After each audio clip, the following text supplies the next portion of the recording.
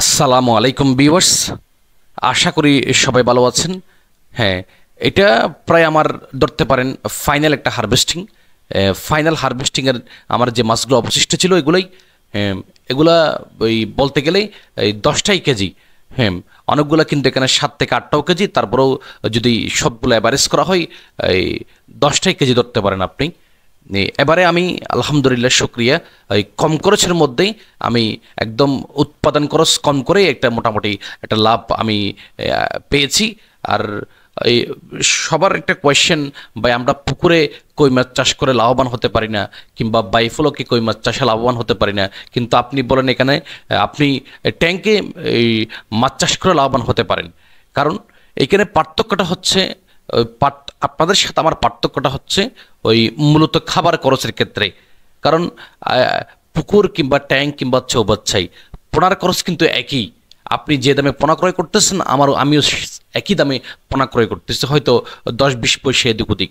কিন্তু আপনি যখন মাছটাকে বড় করতেছেন ওই সময় যে একটা ওই ফিট অর্থাৎ খাবারের খরচটা আপনাদের এই প্রায় 10,000 কই মাছের জন্য ওই আপনি যদি টার্গেট রাখে আর 10,000 কই মাছ থেকে 700 থেকে 800 কেজি আপনি মাছ হারভেস্ট করবেন এই সাড়ে 3 থেকে 4 মাস পরে, ওই সময় আপনার প্রায় 600 কেজি প্লাস 600 থেকে 400 কেজি আপনার খাবার খরচ প্রয়োজন হতে পারে। কিন্তু আমার এখানে আমি ওইটাকে 300 কেজির মধ্যে নিয়ে আসার চেষ্টা করি।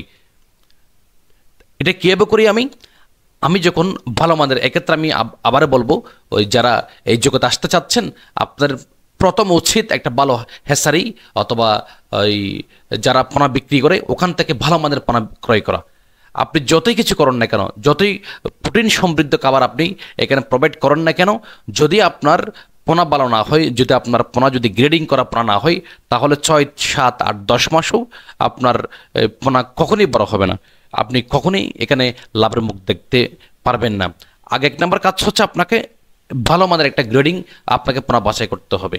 এরপরে এই শুরুতে কোনো অবস্থাতে আপনি পাউডার ফিড ইউজ করতে পারবেন না। কারণ পাউডার ফিডটা বলবো আমি একদম একটা লস প্রজেক্ট।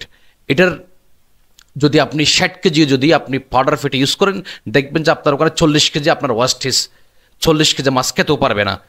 হয়তো 60 কেজি থেকে আপনার মাত্র 20 কেজি মাছ খেতে পারবে। আর দেখবেন যে আর প্রায় 40 কেজি মতো যেটা ওই মাছ খেতে না পেরে এটা পানির সাথে মিশে এটা একদম পানি চুষে নিচে বসে যাবে।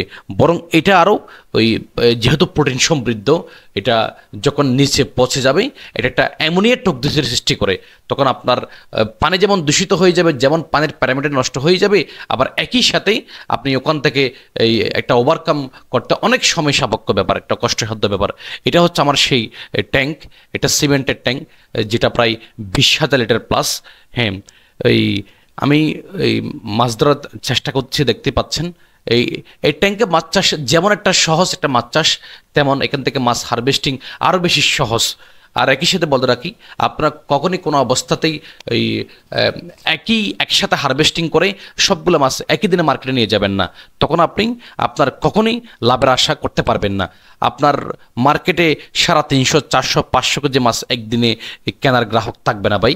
আপনি 20 কেজি 30 কেজি করে আপনি মাছটা হারভেস্টিং করবেন, তখন আপনি রেটটা ভালো পাবেন।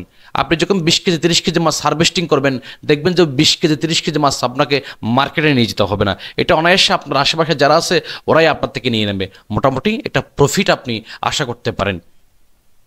এরপরে ওই যেটা আপনি 0.5 mm দানাদার খাবার দিয়ে শুরু করতে হবে। এটা নারিশ হতে পারে, এসি কোম্পানি হতে পারে, ফ্রেশ হতে পারে, যে কোনো কোম্পানি। 0.5 mm দানাদার, যেটা বাসমান ফিট, যেটা এই বাসমান অবস্থায় থাকে, 0.5 mm। এটা প্রায় আপনি অনায়াসে 1 মাস আপনাকে এটা চালাতে হবে। যেহেতু আমি দেখেছি কই এবং শিং মাছের ক্ষেত্রে ওদের প্রথম দিকেই আপনাকে একটা প্রোটিন সমৃদ্ধ খাবারের প্রয়োজন, প্রোটিন সমৃদ্ধ খাবারের প্রয়োজন। হ্যাঁ, অবশ্যই 0.5 mm দানাদার এবং প্রথম 1 মাস মিনিমাম। এর বাইরে এই আমি বলবো 1 মাসের পর থেকে কই মাছকে আপনি অনায়াসে আপনি যেটা অ্যাজোলা, আমি আমার বিভিন্ন ভিডিওতে উল্লেখ করেছি। আমি তারপরেও অনেকে কোয়েশ্চেন করতে হবে অ্যাজোলা আমাদের কাছে একটা অপরিচিত বিষয়, আপনি আবার ভিডিও দেন, আমি 2-1 দিনের মধ্যে আমি এটা রেকর্ড করার চেষ্টা করব অ্যাজোলা। এরপরে আমি অ্যাজোলা দেওয়ার চেষ্টা করেছি। এই প্রথম হয়তো খেতে চাইবে না, তারপরে আপনি অনায়াসে এই সপ্তাহের মধ্যে যখন ওরা এজোলার সাথে পরিচিত হয়ে যাবে, আপনি 4 কেজি 5 কেজি আপনি এজোলা প্রোভাইড করতে পারেন। এই হ্যাঁ, এটা হচ্ছে সে অক্সিজেন প্লান্ট।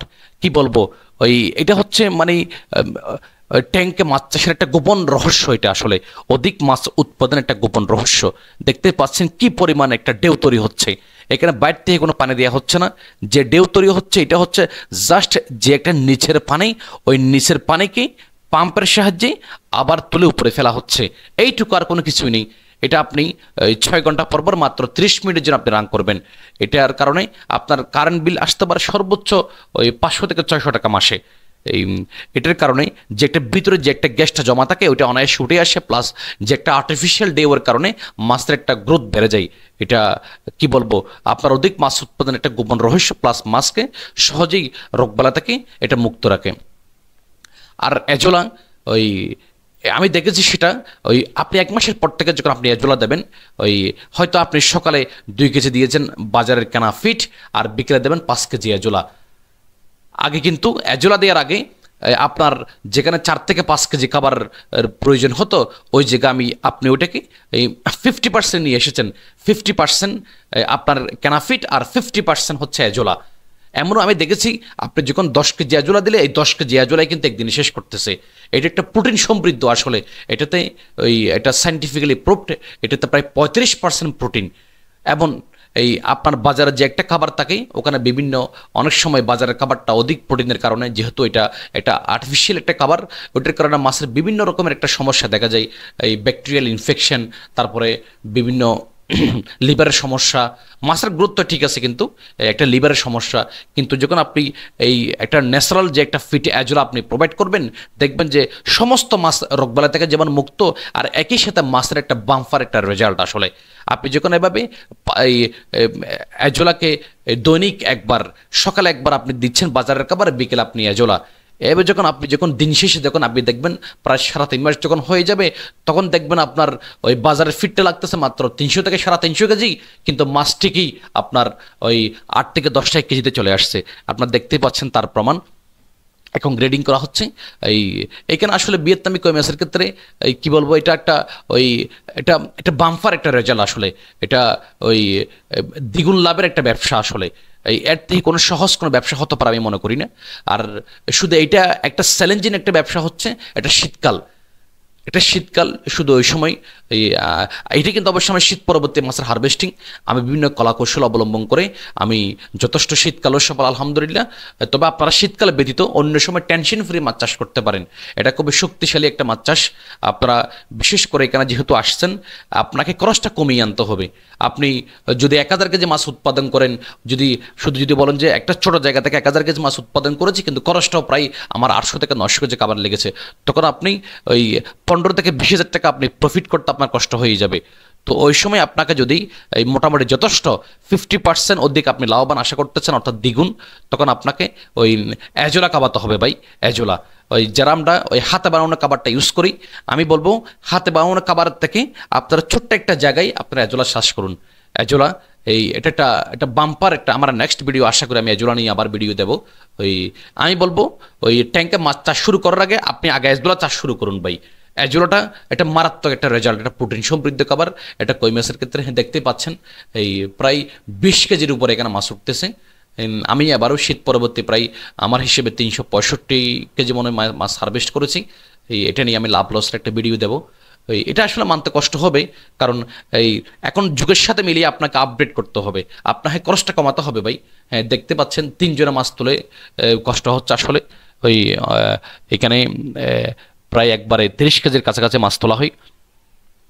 এই কই মাছের সবচেয়ে বড় মজার ব্যাপার সেটা হচ্ছে আপনার ওই 4 মাসের মধ্যে কিন্তু আপনার সমস্ত মাছ আপনি শেষ করতে পারবেন আপনি হারভেস্টিং করে।